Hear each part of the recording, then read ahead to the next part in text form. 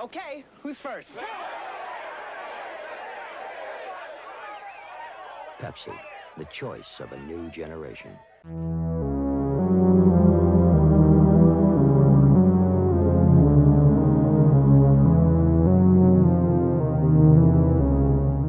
All right, I'm sorry for getting lazy on you guys, but I am back with a banger. I just went and seen Backrooms a few days ago this last weekend, and I'm ready to talk about it finally, ready to review it. I've been delaying it and delaying it because I really didn't know what I wanted to say about this movie, so I had to sit on it and think about it for a little bit. And I mean, what a month for horror we are having right now. We got Obsession taking over the world, Backrooms doing really, really well. Hokum was another kind of underground horror movie that isn't being talked about a whole lot, but I've heard great things about it. I mean, we are really having a month for the ages for horror. It's original horror. There's no sequels. There's no reboots. There's no franchise movies. I mean, Obsession and Backrooms, they're original ideas by very young directors. In this case, in Backroom's case, 20 years old. He's even younger than me. It's crazy. I mean, one of my dreams is becoming a movie director, and to think that there's already a 20-year-old. I mean, it's really motivating me to start uploading on my other channel more and to be doing more short films.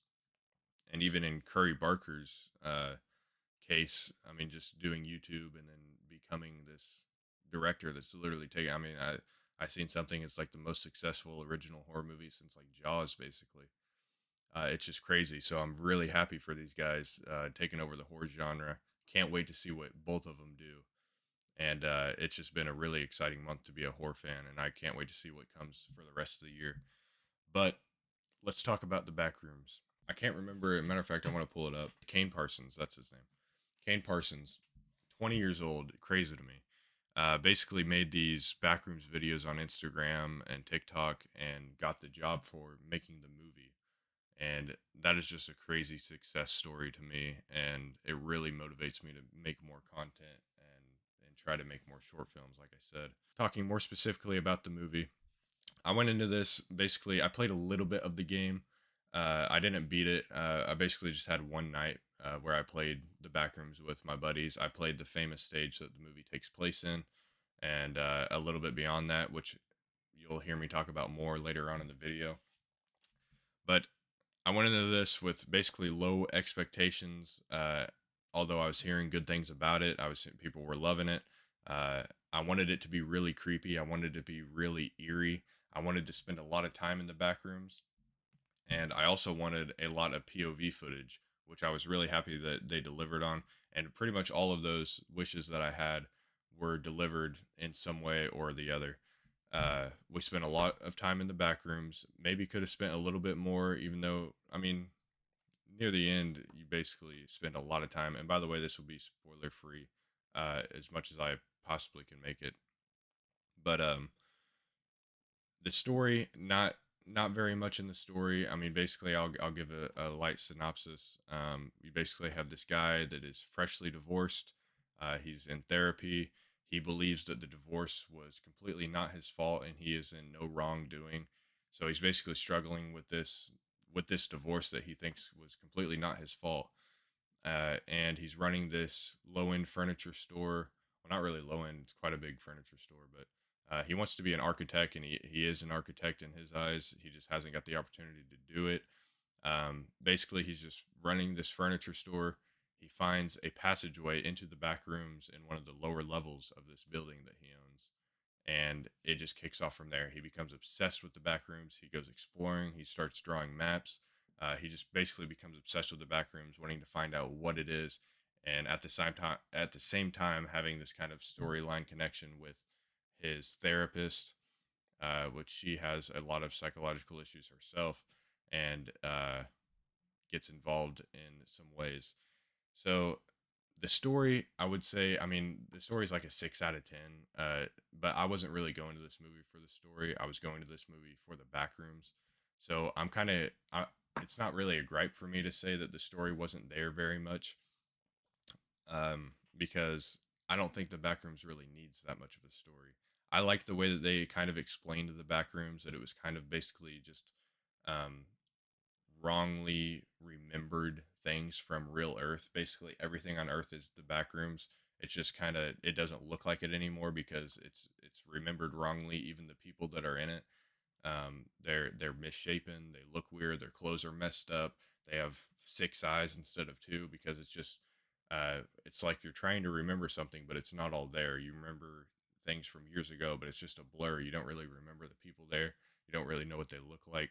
It's kind of that's basically what the Backrooms is. My main complaint that I had immediately after leaving the theater, which is somewhat forgivable because they've already announced a sequel, basically.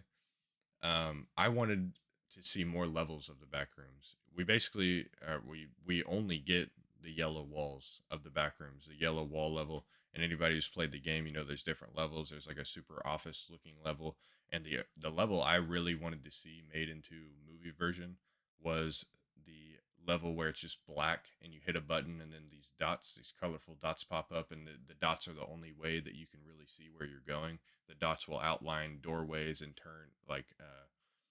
turning points. And sorry about that. My camera just died on me, and I had to recharge it. I only have one battery, so it's been a little bit. But I think what I was talking about was how I wanted to see the different levels of the back rooms, and what I was going to say about that is I think there's some potential that it could still happen because obviously a sequel was already announced that it's in like early pre-production, which I'm very excited for.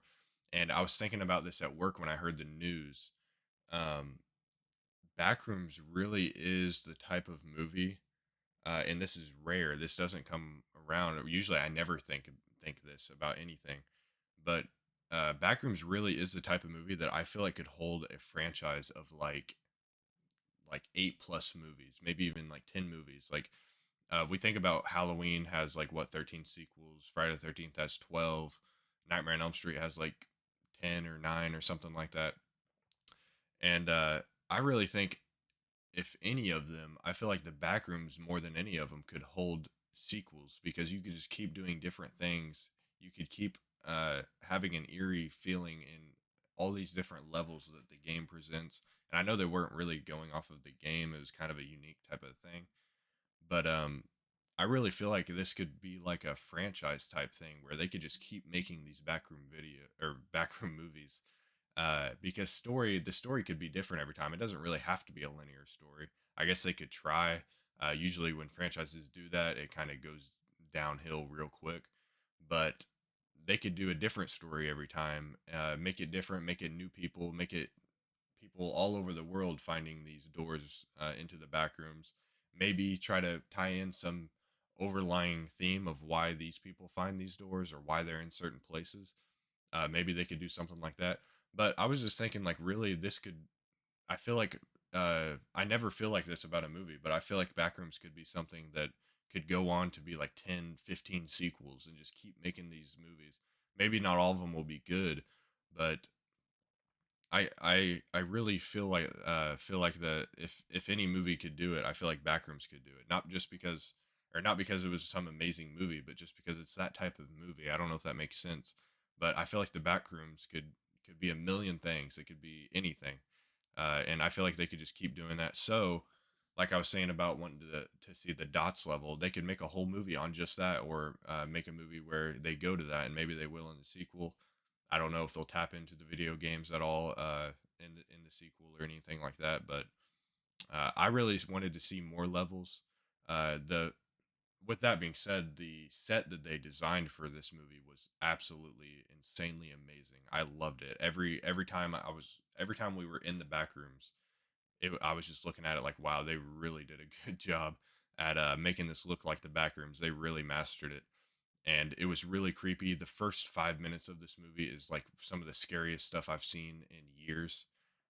Really, like really scary crap. I mean, you're on the edge of your seat. The opening of this movie. If the whole movie was just like the opening, man, this would have been a freaking great movie. It was still a good movie, but the POV style, the found footage style, I should say, when they're using the old camcorder look. And there's a long section in the middle of this movie too when we get to the main characters. Um, when they're using this handy camera. And I really think that's the best part of the movie. I think the best parts of this movie are the found footage parts of this movie. I would like to think that there's a Backrooms movie uh, coming, or out there, a Backrooms type movie that is just fully found footage. I think that would really work. And if they would have done this, if they would have just made this a full found footage movie, I think it really would have worked. And it could have literally gone up to being one of the greats in the found footage genre, if one of the greatest found footage movies. I really do think that. And it's just the perfect setting for found footage. I mean, it fits it so well. And the out of found footage was still good too, but man, every time it cut to that found footage, I was like, this is what this movie should be. Like this is literally what it should be. And I really think that would have worked too, and maybe they will in the future. I don't know. It's to see, but man, other than that, the movie was good. I liked how they explained the back rooms. How I think I already talked about this before my camera died, but how it's kind of like memories forgotten and kind of wrongly remembered memories.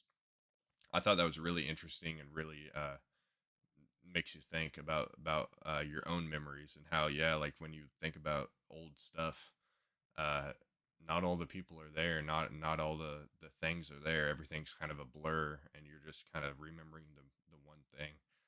But definitely a weird thing to think about. But I still gave this movie a solid 4 stars. It was just fun. It's not a great movie by any means, but it is just I had a lot of fun with it. It was a little slow at parts, which I don't mind, like the backroom slow parts where they're literally just long shots of them walking through the back rooms. I love that. That I could take that all day. I'm a slow burn type of guy.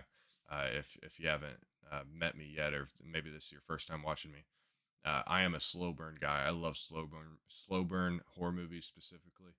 The Shining is probably my favorite horror movie.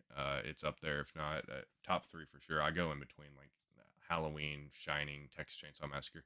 I go in between those as my favorite, but Shining is one of my favorite movies of all time. I love slow burn movies, so I didn't mind that. It was the out of the backroom stuff that got kind of slow for me. It was just kind of like, okay, we're in a backrooms movie. Let's cut the chit chat. Just get to the backrooms and start running away from stuff. That's really what you want out of this movie, and we got enough of it, especially near the end. The chase scene near the end is amazing. I love that chase scene, and it really redeemed itself near the end there. So that's what I thought of the Backrooms. I thought it was really solid, really fun. I think I will pick it up on physical media when it comes out. Give it another watch. Um, and I'm just happy that horror is doing so good right now, and that the movie industry really, as a whole, not just horror, it happens to be horror movies that's reviving it, but the movie industry itself is original again, at least so far. It's original. It's young. These young directors, these Gen Z directors are coming and showing them that we know how to be creative. We can be creative. The good ones can be creative. We're not all TikTok brained, and we still got it in us. So I'm really happy for him. I can't wait to see what Curry Barker and Parsons does in the future. I'm all in for it. So 4 stars for Backrooms. Let me know what you guys thought of the movie, and we'll have a conversation down below.